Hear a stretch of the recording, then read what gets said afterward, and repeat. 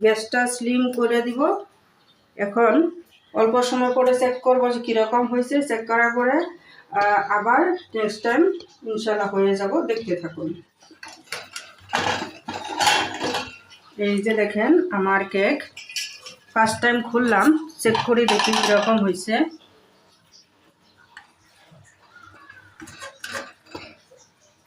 আর অল্প হব, এইভাবে চেক করলাম, এখানে কিছু কাঁচা কাঁচা লাগে নাই, মেবি হয়েছে, তবু আর অল্প সময় রাখি, না হলে কাঁচা কাঁচা থাকবে। ফাইনালি আলহামদুলিল্লাহ আমার এই যে সুস্বাদু কেক হয়ে গেল।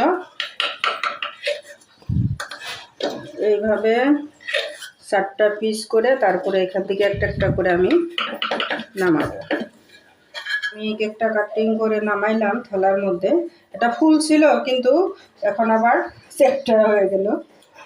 তো এইভাবে কাটবো। এই যে হয়ে গেল ফাইনালি স্পঞ্জ কেক।